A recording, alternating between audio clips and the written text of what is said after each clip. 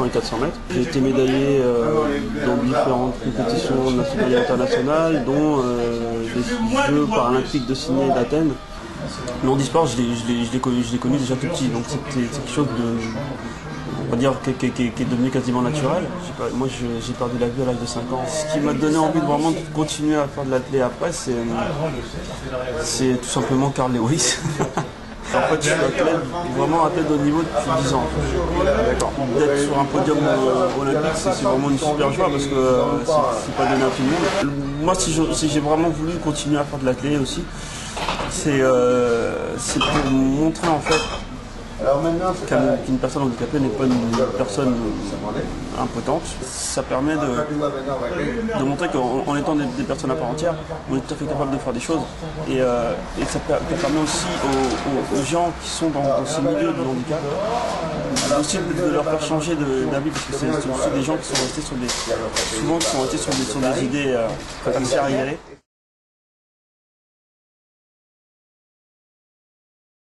Depuis la loi du 11 février 2005, l'université, par le biais de son contrat quadriennal, a mis en œuvre un projet d'établissement visant à améliorer l'accueil des étudiants handicapés. L'université a pour mission principale vis-à-vis des étudiants handicapés de favoriser leur accessibilité au savoir. Par ailleurs, dans ce contrat également, figurait le souhait de l'université de créer un service d'accueil spécifique pour les étudiants handicapés qui permettent de relayer l'ensemble des accès et des éléments mis à la disposition des étudiants handicapés pour notre université. Les que nous rencontrons au sein de l'université sont bien sûr multiples.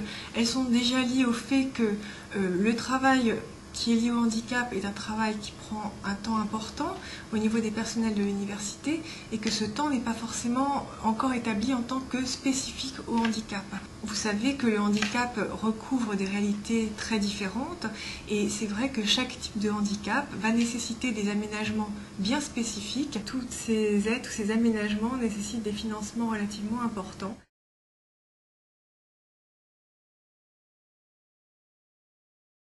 C'est un bilan mitigé, c'est un bilan qui n'est pas mauvais mais qui aurait pu être meilleur. Je crois que la situation que j'ai trouvée en 2001 est une situation difficile. Première chose, je crois que c'est vraiment axé sur le maintien à domicile pour les personnes qui le souhaitent. Le deuxième axe, c'est pour les personnes qui ne souhaitent plus vivre à domicile quand le handicap se déclare ou quand le handicap est là depuis longtemps, essayer de développer les structures d'hébergement. Donc ça, je crois que nous avons fait un gros travail depuis 2001 de création de structures d'hébergement à Paris pour les personnes handicapées.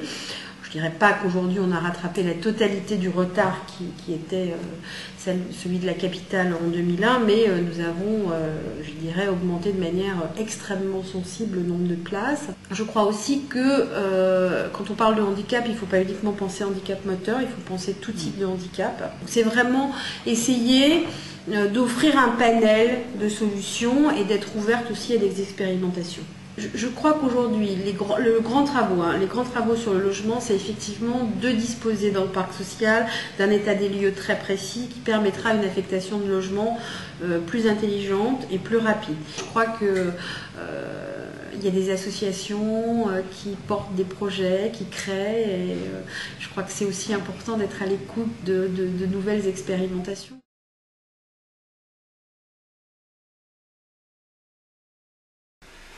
La difficulté en 92 qu'ont rencontré les entreprises est une difficulté dans le cadre du recrutement des personnes handicapées. Cette difficulté était, mais est toujours, principalement liée au niveau de qualification des personnes handicapées. 80% des personnes handicapées sur le marché de l'emploi, donc dans l'emploi ou en recherche de l'emploi, est un niveau de qualification inférieur ou égal au CAP. Ce sont des entreprises qui sont à l'origine de la constitution de cette association. Les entreprises cherchent avant tout des compétences. Si elles ne les trouvent pas, eh bien, elles ne vont pas embaucher une personne juste sur le fait qu'elle est handicapée pour remplir leur quota. Le handicap fait peur. Je ne suis pas à l'aise vis-à-vis du handicap. Et donc, je ne vais pas me mettre dans une situation qui, un, me fait peur, et deux, dans laquelle je ne suis pas à l'aise. Il faut aussi changer le regard des personnes handicapées. Le rôle de tremplin, c'est de les accompagner.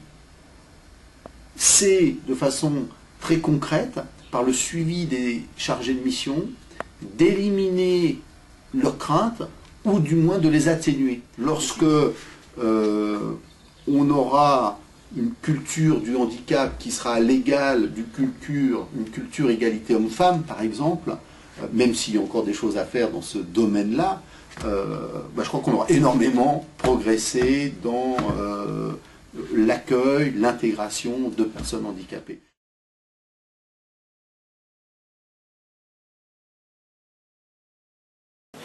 Alors, la grosse question que se posent les ministères de l'Éducation nationale, de l'enseignement supérieur et de la recherche, c'est l'adéquation, bien sûr, entre l'offre et la demande. Or, aujourd'hui, on se rend compte qu'il n'y a pas assez d'étudiants handicapés en France, puisqu'on est au maximum 12 000, alors que les besoins sont immenses. Je vais donner juste un exemple. Au ministère de l'Éducation nationale, nous avons besoin de 40 000 étudiants handicapés en plus pour pouvoir satisfaire à nos besoins de 6% et ne pas payer la pénalité que toutes les fonctions publiques doivent payer. Vous vous rendez compte, il manque donc 40 000 étudiants handicapés pour satisfaire à nos besoins. C'est quand même assez extraordinaire. Alors aujourd'hui, officiellement, le chiffre est de 3,19%. Et c'est pour ça que notre ministre Valérie Pécresse s'est fixé pour objectif d'augmenter de 1000 le nombre d'étudiants handicapés par an dans les prochaines années. La première chose, c'est d'abord de faire des stages, parce que ça permet justement de faire tomber les peurs, parce que beaucoup de personnes ont peur du handicap. Et la deuxième chose, je pense qu'il faut croire en soi.